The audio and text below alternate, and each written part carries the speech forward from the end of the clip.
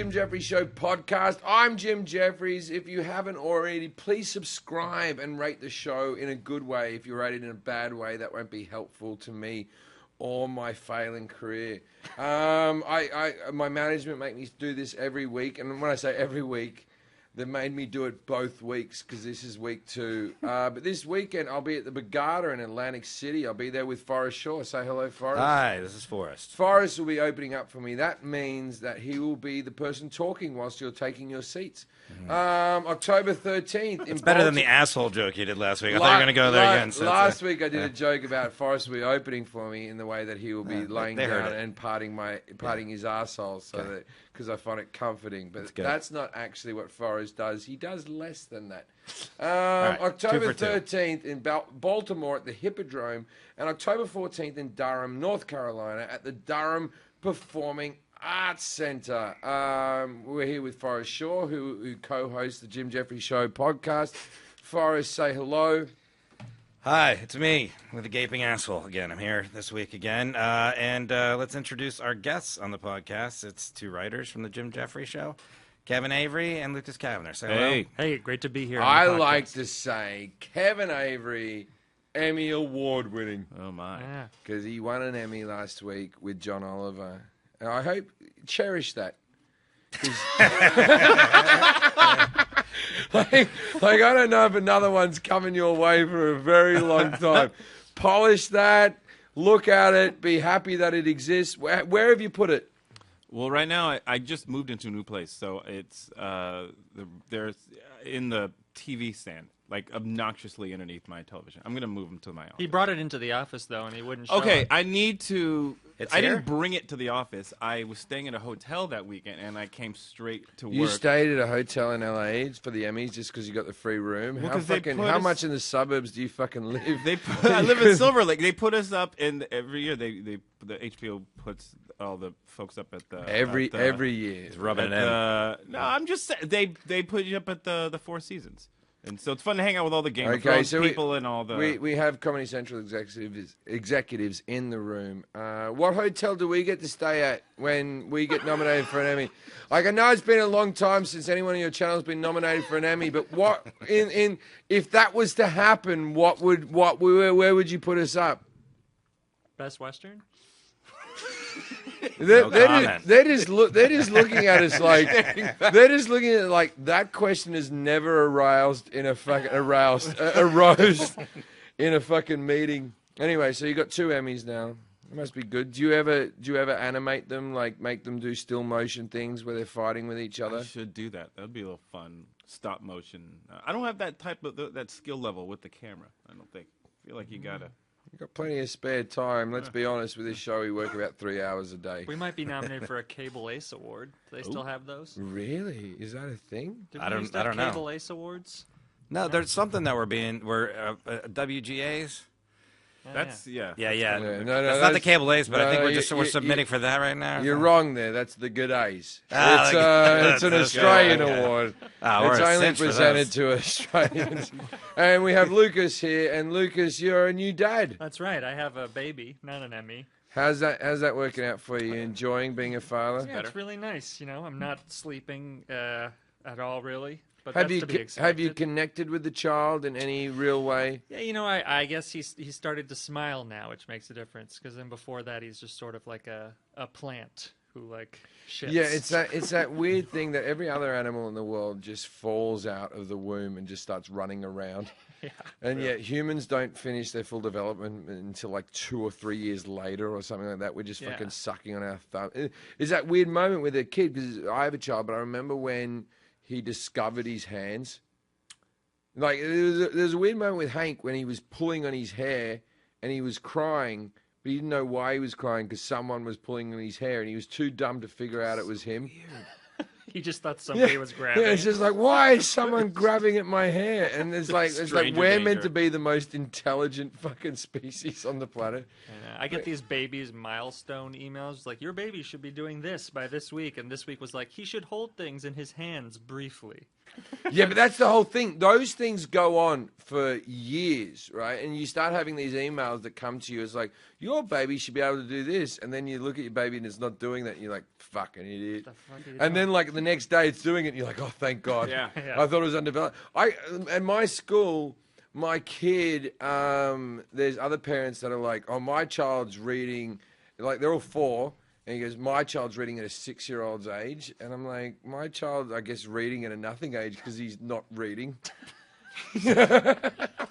Like, how do you measure this? And why are you so quick to accelerate people? I assume he'll be able to read. Is that my job to teach him? Isn't that why I'm paying so much money at the schools? Who knows? He's got a good personality. He does have a lovely personality. Charming kid. Yes, he gets that from me. So let's talk about the show. We just finished recording the show. On the show, look, we wrote a show that we thought we were going to talk about, like fentanyl, and we had a few other different subjects we were going to talk about. We're going to talk about all the spending that politicians are doing at the moment by having private jets to fly everywhere, and that guy that looks slightly like John Oliver went on his honeymoon, he was going to spend all that money. But then what happened was, as always, Trump fucked our weekend up. Because we thought we'd done writing on Friday, and then Trump goes and fucks us all up by talking about athletes taking a knee. So we did a whole piece on patriotism, I guess. Yeah. I guess that's what it was, a piece on patriotism. patriotism. Protest and patriotism. What does it mean to be patriotic? You know, is it unpatriotic to do certain things? Is it more patriotic to... hold on, I got to check my... Okay, Jack, just take this, because I just ordered $70 worth of Taco Bell, and you have to collect it from the gate. 70 specifically? Yeah, $70. Do you know how much... $70 shit. Do you know how much... Who's eating Do you that? know how much Taco Bell you can get for $70? And I haven't even asked anyone else if they want Taco Bell. Wait, you just bought it for everybody? No, I just bought some, and then people who wander into my office, like Nicole will get some, my assistant. You'll get some, Forrest. You'll get some. Sure. I'll probably give some to Kevin and none to Lucas. That's fair. This is how it is. He won an Emmy. Yeah, he won the Emmy award-winning Taco Bell. So we did this whole podcast, and the whole idea behind Wait, do you know podcast. guess how many chickens are killed a year for fat? I just read this today. How many chickens 20 billion. are killed a year? In Wait a America? minute, I'm obsessed with this. Have I talked to you about this Specifically before? No, you've for never said what? I am obsessed with this. I literally eat about a chicken a week, like 2 breast meals, a couple of wing meals. Sometimes I eat like a bucket of wings, like 16 wings. I kill like 8 chickens worth of wings, and then I think to myself, there's 7 billion people on the planet. I'm eating a chicken a fucking week. That means that I'm eating 52 chickens a year. That means that, let's say the average person is eating a chicken or half a chicken a week, including fucking vegetarians or whatever. That means that on our Earth, including frozen and living and chicks and all that other stuff, there's got to be arguably 30 billion chickens on our planet. Now, my question is this. Where the fuck are all the chickens? Everywhere I go, I can't get through traffic. I'm walking into people. There's too many fucking people on this planet, and I never see a chicken. I saw like 1 chicken in a Rocky movie once. You've never seen a truck carrying chickens on the highway? With a Oh, I don't fucking... I'm watching the road, Forrest. I'm a responsible driver. He doesn't look to the left or I the know right. there's sheds. I know there's sheds with chickens, but where the fuck are they? That many chickens? I can probably account for 1 million chickens, but I can't account for 30 billion. 7 billion are killed in America a year. It's just in America. For Just in fast, America. for Just in fast America. food or For just... all See, chickens. see, All I've been chickens. to Mexico, and then you'll see like that 1 chicken just wandering around the town. Yeah. Who's eating that fucking Yeah. chicken? That's got to feed one Who owns person that for a chicken? fucking week. That chicken's just wandering around. Yeah. Where did he come from? Are there unclaimed chickens? Well, you see, you said where do they come from, and that leads to a very timeless question. Yes. Yes, indeed. What came first, the Emmy or John Oliver? Answer. He sort of came with his own Emmy. Yeah. I think he did. That's So- the theme. All Sorry, right. I gotta so, stop. So we no, got no. we got Go- slightly no, stay on sidetracked, track. but 7 billion. 7 the clock out here. billion 7 billion chickens die in America every year. I just learnt that. So They're all I mean, it's thousands and thousands and thousands in these chicken farms. Yeah. They're all just cramped. So they're all really hiding in like 5 chicken farms around the Yeah, world. I mean, how much that food do Super you Size see? Me guy, that Other Morgan than- Spurlock's movie is all about chickens. His new movie. It's Other like than specific cows. Oh, he's doing a new thing with Yeah. chickens? Yeah, it's all chicken. Is steroids being fed into chickens? And like all the big farm, like Purdue chicken and these huge companies putting farmers out of business and all that. Like, See, because I Yeah. know what Forrest is about to say now. He's going to mention cows. I can said, tell. other than cows, what other things that you eat do you see all the time? Okay, Nothing. well, in Australia, don't even see cows eating, all the time. Yeah, broccoli. eating lamb is as prevalent as common Yeah. as eating chicken or beef, and we have shitloads of sheep everywhere, so that makes fucking sense. that Yeah, but you like lobster. How many lobsters do you see when you're driving in traffic? Yeah, but I'm not in the water. I know, but I'm just saying. in traffic. Jim commutes by boat. You said there's all this If- traffic where there's all the If chickens. you, I'm like, if you ask me how many lobsters do I see in my submarine, then you have a fucking argument. But until that point, okay, how about Not really, because lobsters aren't they low to the ground? yeah, my submarine has. It's on the I'm seabed. just saying, Kevin. if your Yeah, if it's your not the sub ground. is My, going that my, low, my you submarine got a at this problem. very point is parked in an octopus's garden. I always thought that was so weird that like that was the one hit that Ringo Starr wrote was Octopus's Garden, and it's kind of beautiful. It's fucking beautiful, Ringo. hey, did you guys hear about these protests in the NFL?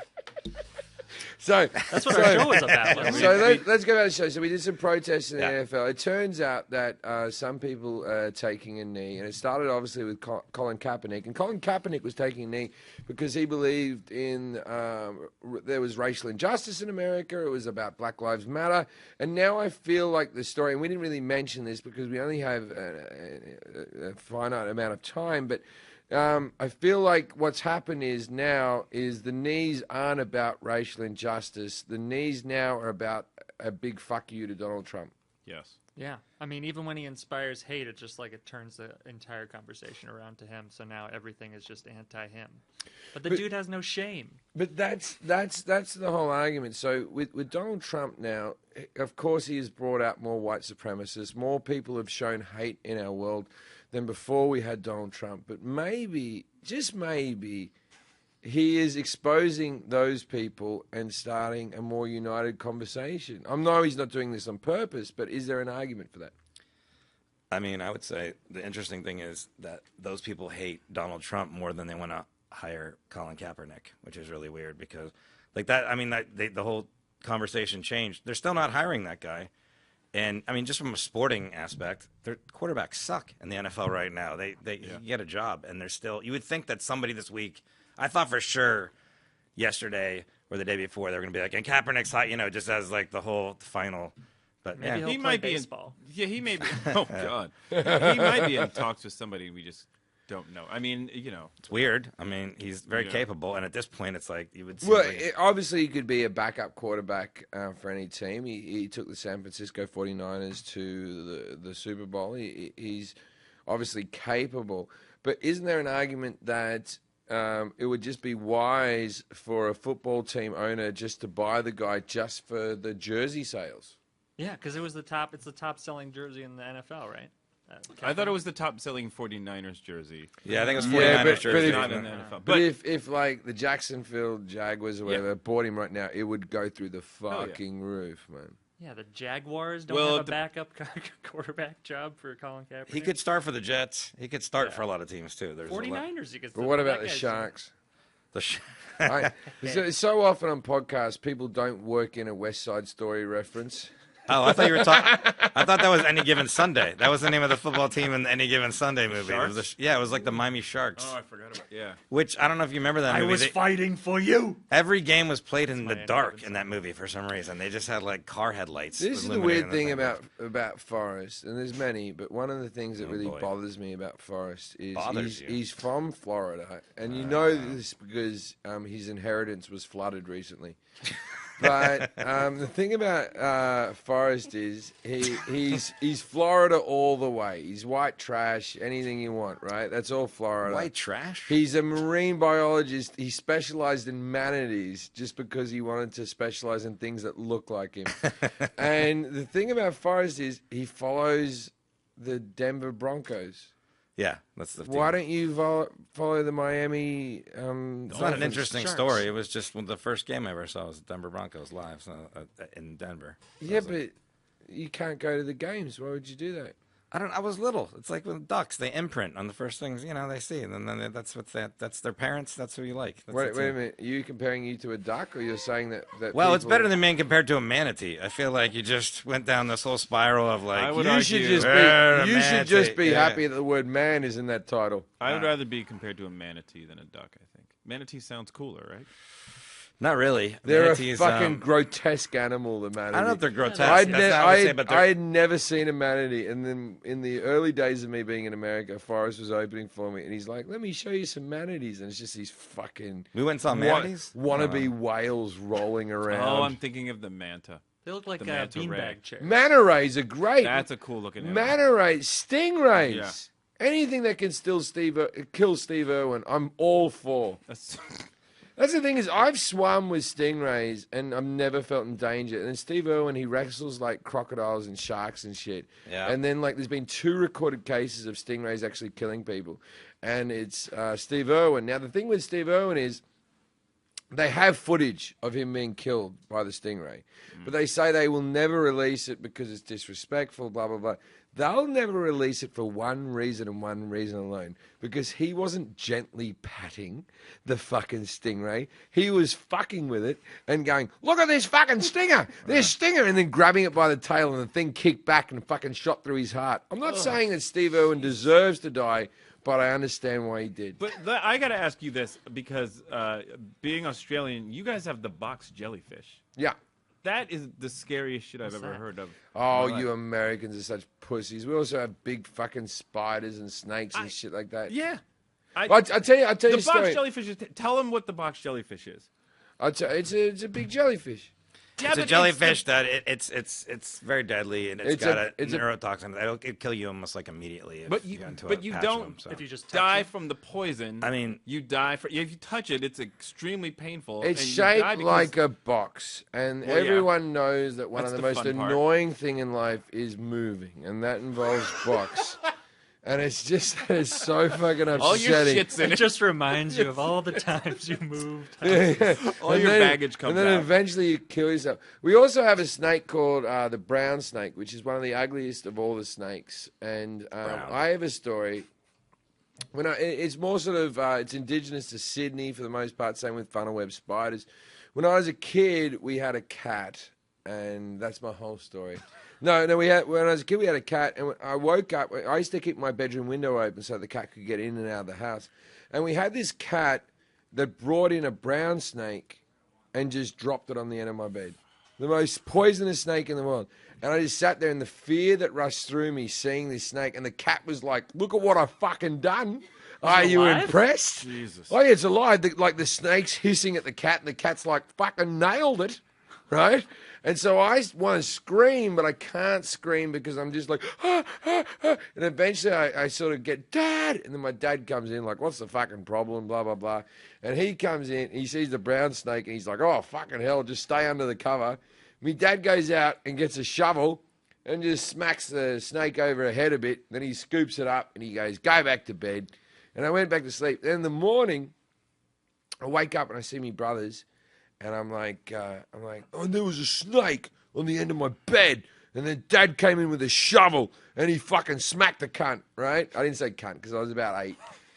Cunt hadn't really gotten into my vocabulary as much as it has now. Till like 9. Yeah, till like 9. Yeah, in Australia. We hadn't learnt that at school. It wasn't part of the curriculum then. So anyway, my dad goes, and my brother's like, "Bullshit." And then my dad goes, "Oh yeah." He goes, "I left it in a dustpan on the balcony." And we went out to the dustpan to see this dead snake, and it was curled up asleep, and then my brother touched it, and it fucking hissed and fucking spat at us, and it ran off. Yo! Well, that sounds way more white trash than anything I've ever done in my whole life, just so you know. This is why I'm The not going cat to bringing Australia. a snake into his bed. I'm just saying. And it lives. So anyway, a lot of NFL players have been taking a knee, and Donald Trump is upset by this.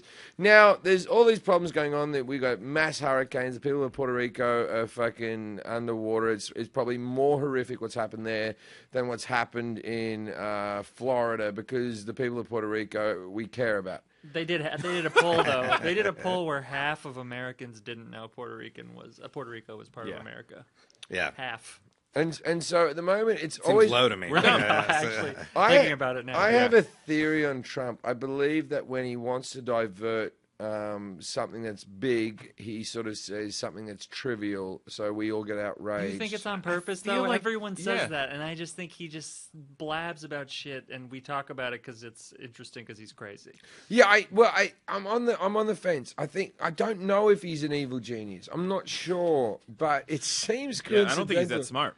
that he fucking. I mean, he's smart enough to know that if I say something crazy, like everyone's going to talk about it. I think that's the extent of it. But I do think it's impulsive. I think he's just going on. But he about believes shit. it, so I mean, it's not a coincidence that he was in Alabama saying that. no. You know?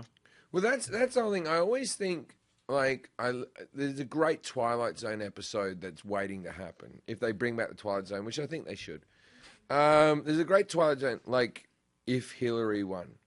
Mm-hmm. What would Hillary be saying right now about Colin Kaepernick taking a knee? Nothing. Nothing. No.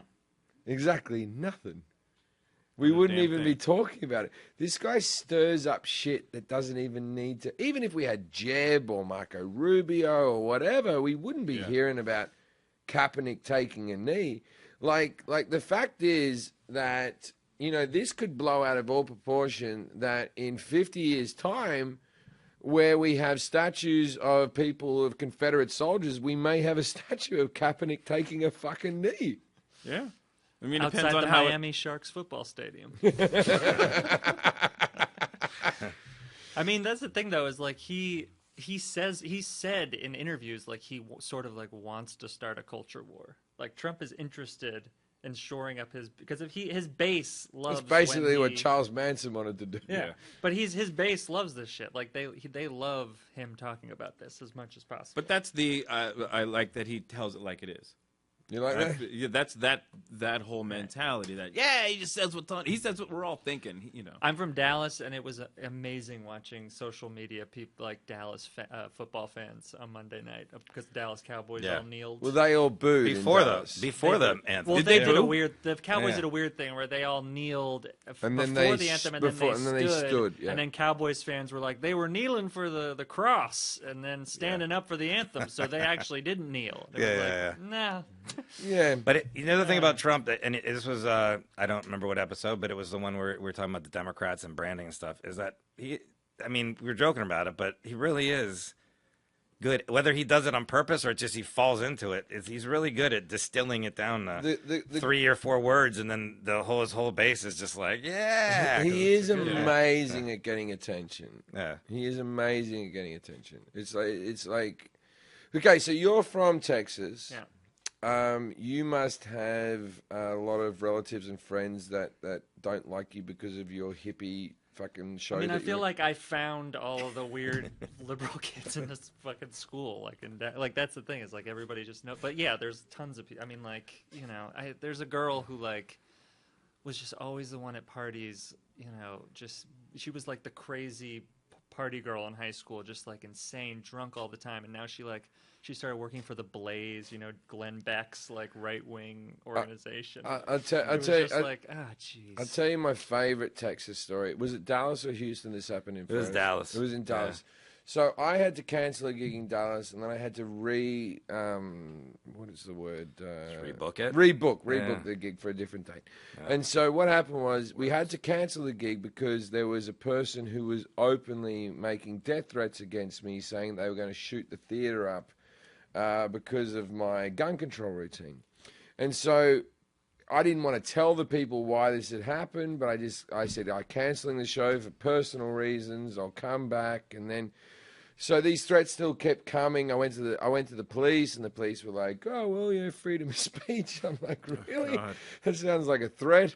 Anyway, so I decided, okay, I'm going to go perform in Dallas. So I go to perform in Dallas, and what I had to do was, because someone was threatening to shoot the theater up, was I paid for, out of my own pocket, I paid for maybe 10 to 12 police officers to stand at every exit and to have them sort of lining the front of the stage. So that there was, and everyone was metal detected as they went in. And so I'm sitting backstage in my dressing room, and in the dressing room next to me, all the police are being briefed about their jobs for the night. Now, these are off-duty cops that I'm just paying.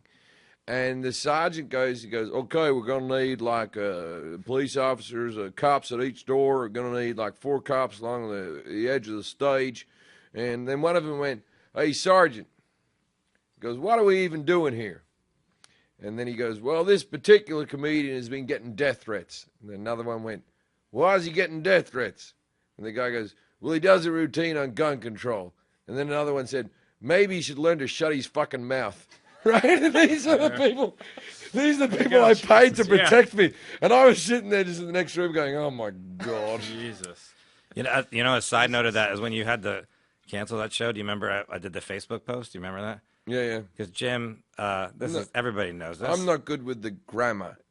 And words and spelling and things like that. So since he had to cancel it, he felt bad. So he goes, I want to make sure this goes out right. And I was at his house, and he goes, can you type this up? So I typed it up, and he posted on Facebook, and literally 5 seconds after he posted, like, he didn't write this. There's no spelling mistakes, and the grammar is correct. Like, just immediately, immediately someone said, An uproar from the fans. I know. This is bullshit. Lies! Too well written. All right, so Jim. my stupidity brings us into the second act. The second act was also more football-related stuff. Now, this was the act that maybe a couple of weeks ago we'd already talked about. We were going to do a piece on CTE, people getting brain damage off bashing their heads into things too much. This was something that interests me because I've always been, as an Australian, when I watch American football and I see people in like their spandex pants and their helmets, and especially when I was a kid, when I was a teenager, it was always like Americans are pussies. Because I played rugby. I played rugby with no pads on, and we all just fucking hit each other. I was like, look at Americans with their fucking helmets and their shoulder pads.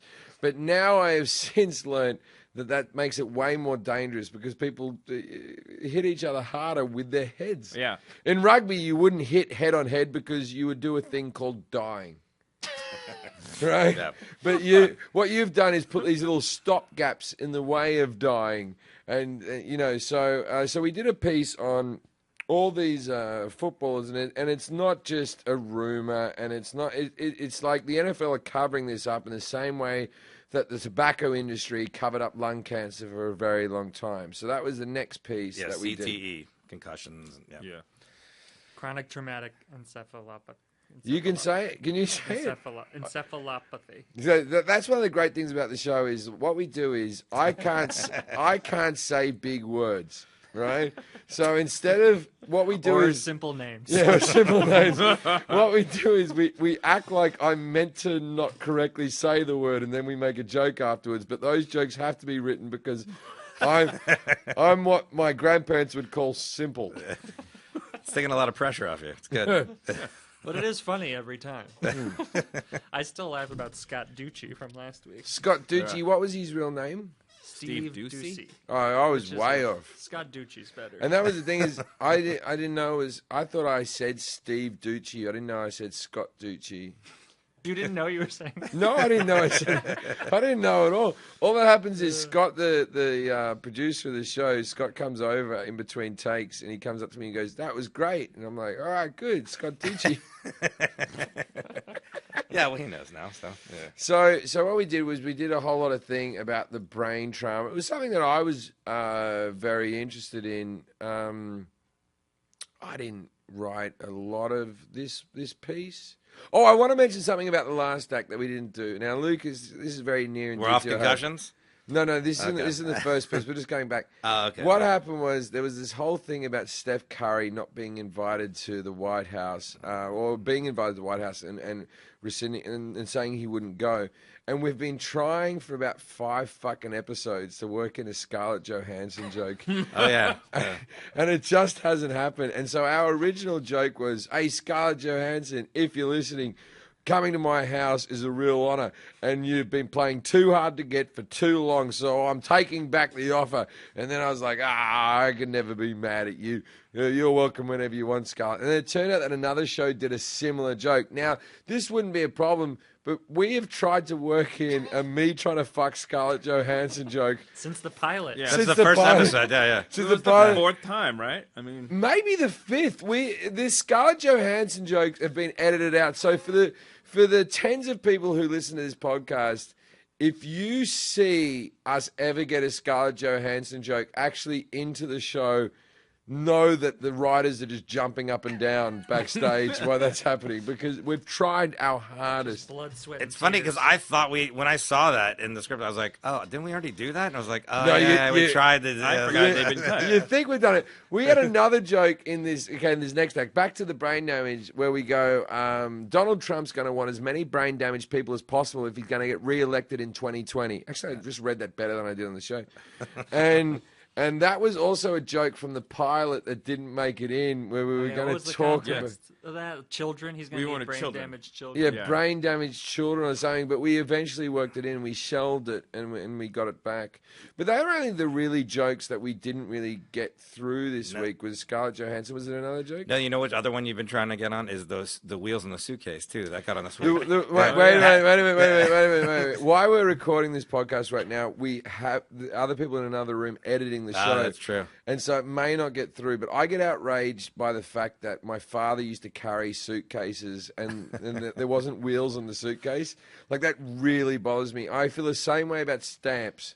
The fact that the post office used to sell you stickers, yet they still had a fucking sponge next to them and they were blotting a stamp going, we can't figure out a better way. Yeah. Right? These are things that upset me. That and chicken farms. Where are all the chickens, people? I can't say that strongly enough. All right, well, chickens now are you in the both- old suitcases. Well, this is I had an old suitcase when I moved to Western Australia after I graduated. I'll tell you a funny story, right? So I'm from Sydney, but for some reason on Wikipedia it says I'm from Perth. Now, I sort of started doing stand-up comedy in Perth, which is basically Sydney to Perth is the same as New York to Los Angeles, same distance. And I went to university in Perth and I started comedy there. For some reason on Wikipedia it says that I'm from Perth.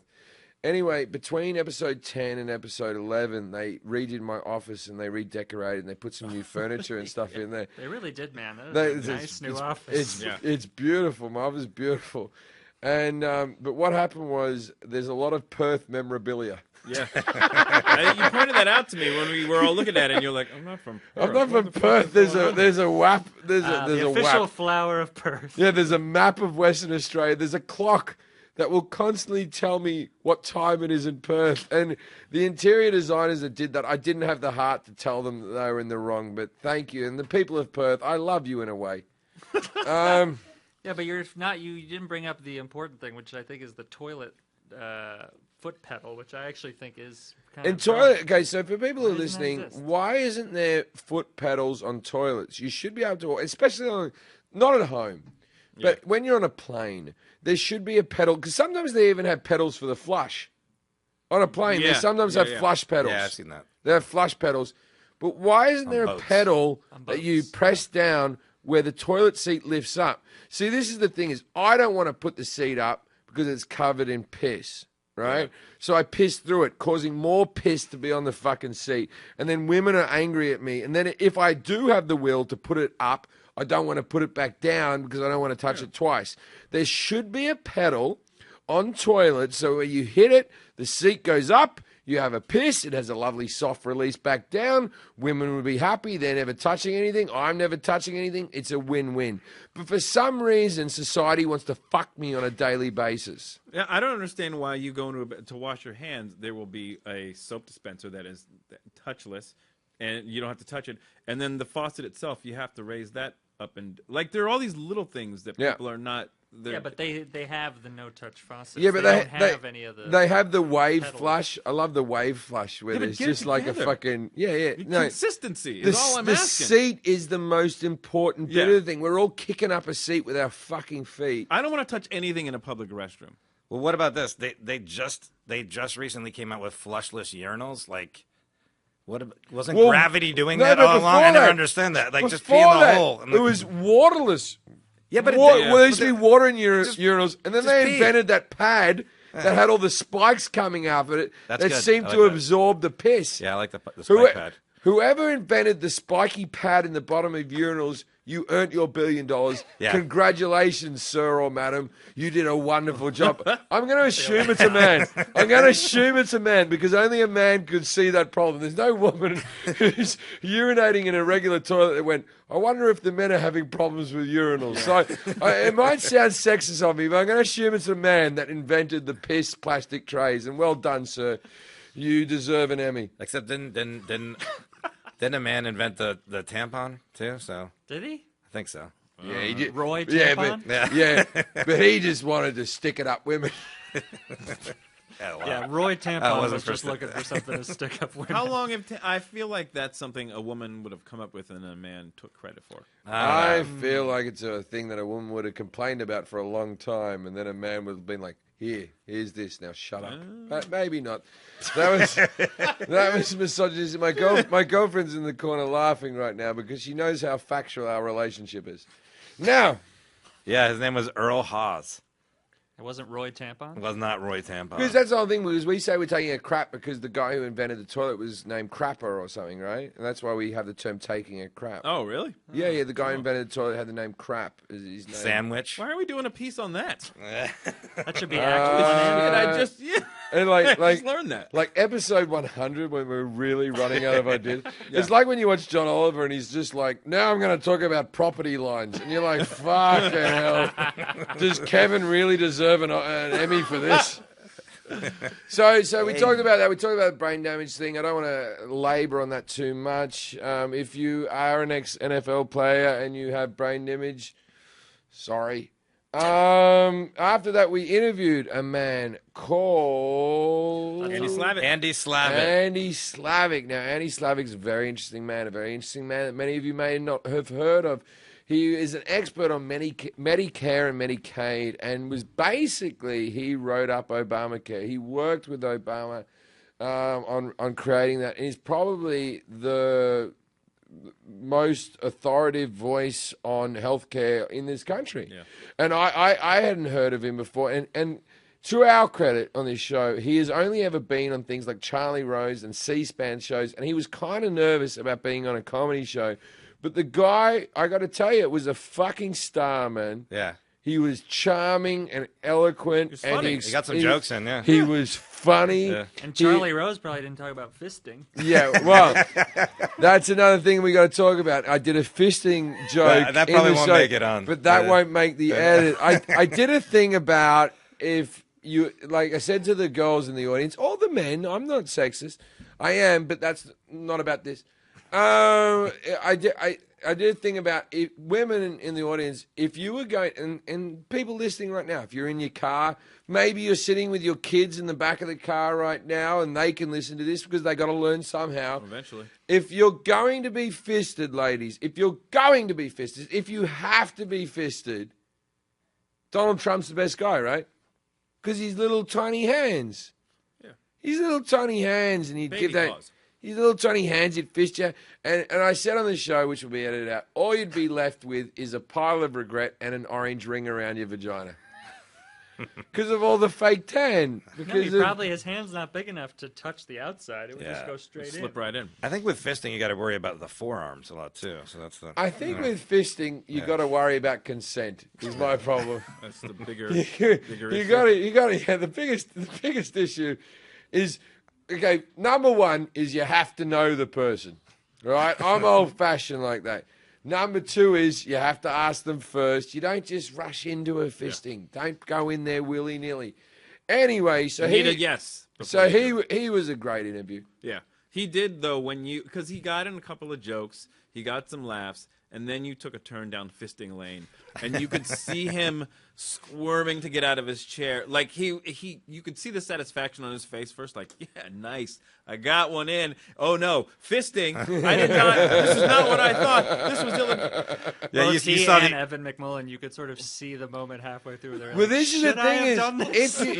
if you watch the show with Evan McMullen, the edit on that episode turned out that me and him were getting along and everything was fine, and I really liked Evan, but Evan didn't particularly like me. And after the interview, I went and talked to him, and he was very upset because I made jokes about being a Mormon. He asked if I'd read the Book of Mormon. That's what he said. Have you read the Book of Mormon? I said, I haven't seen the fucking musical, mate.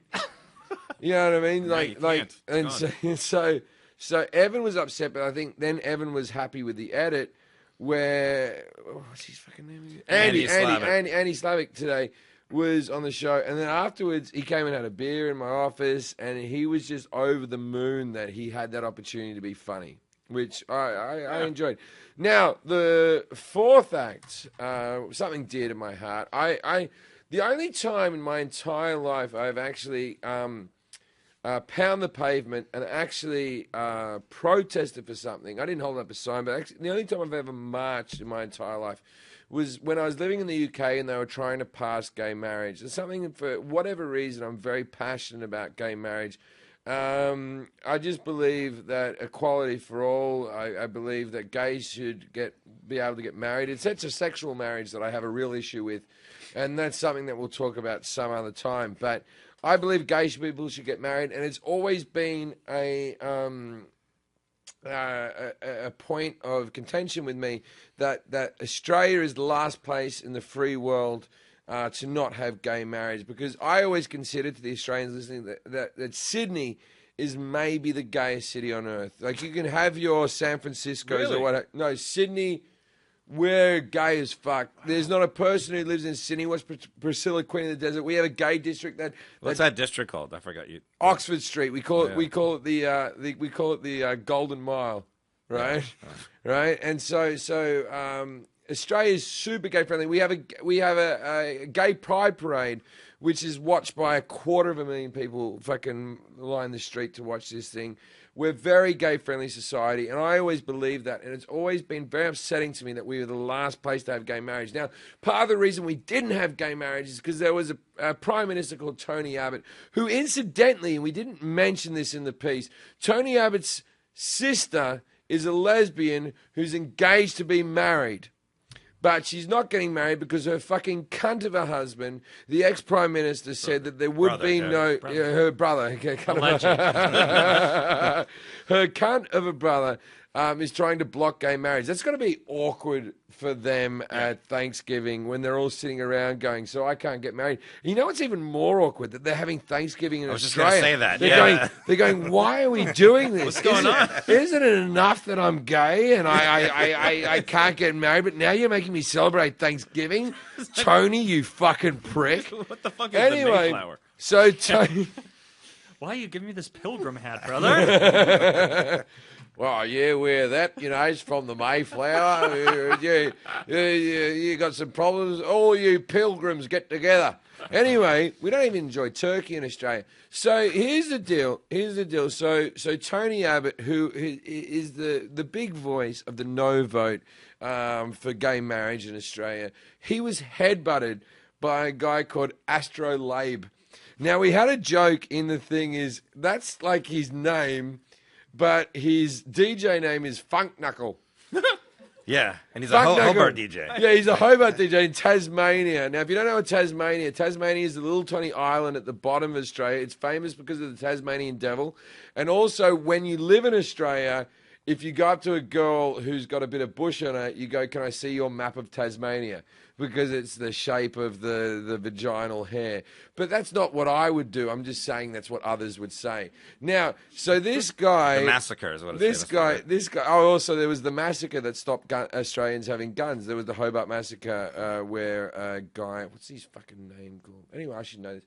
Anyway, Martin Bryant. Martin Bryant shot a whole lot of people, and then the next day we banned guns, and then Australia's been fucking skipping around. That's all Wow. Who knew? It's as easy as that. Yeah, because that's the whole thing about... I'm so tired of talking about gun control in America, because if you didn't do it after Sandy Hook, you will never fucking do it. Yeah. So have as many massacres as you fucking want, but if you didn't do it when children were fucking shot, I have no hope for you. Well, that's because anyway, it wasn't real. That's Oh, yeah, there's those conspiracy are what theories. actors or something. Gay frogs. Yeah, Child actors. yeah, child actors. From Those, Casey Undercover. yeah, we got those great fucking 4-year-olds that know how to fucking run it. Yeah. Anyway, so this guy Astrolabe, DJ named Funk Knuckle, he headbutted the ex-prime minister. So to put it in context, this is the same as if someone headbutted Obama.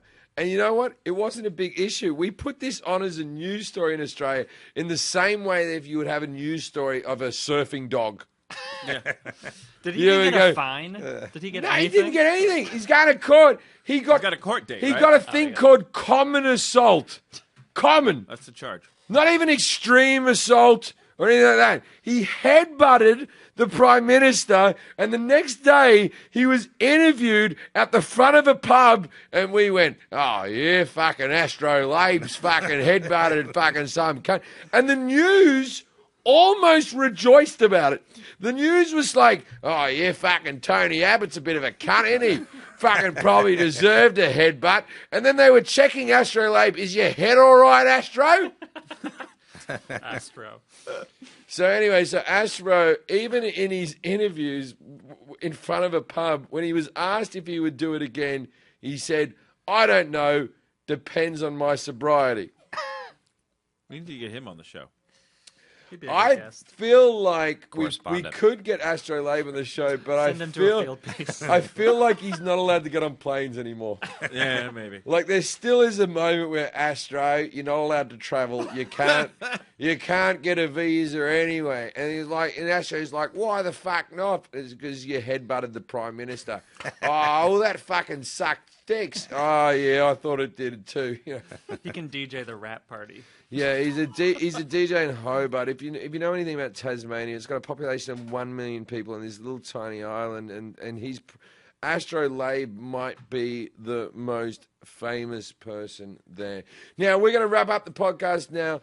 Thank you so much for everyone listening. Now before I go, have you guys got any stand-up dates or anything that you want to announce in your When does this go personal? out? Yeah. It goes out Tomorrow. Tomorrow. I'll be in Seattle, Saturday at a show called Livewire. So Seattle folks, check that out. Come and see him, sir. Nice. I host a show the second Tuesday of the month at Bar Lubitsch called The Reunion here in Los Angeles. You never California. invited me on. I would Oh, have I'm sorry. done that show. wanna do that? Me either. All right. And Well, follow you're me all on welcome. at Kevin Avery. Okay. What's your handle? At Lucas Kavner. I'm a And child. I want to remind everybody to follow our show, The Jim Jefferies Show, on Facebook, Twitter, Instagram. It's at Jefferies Show on all those. And subscribe to our podcast on Apple, Google Play, Stitcher, Spotify, or These wherever you people listen are to already our listening. podcast. These people are already listening. They've already done that. I know, but, they might not have subscribed. They haven't might just be clicked the listening. button. Yeah. So All right. subscribe to a different thing. And I'll be at Side Splitters in Tampa, October 26th You'll and be in 29th. Atlantic City with me. I will be there too, yeah. Okay, thank you for listening. I think we can all do better. Good night. I'm Jim Jefferies. Bye.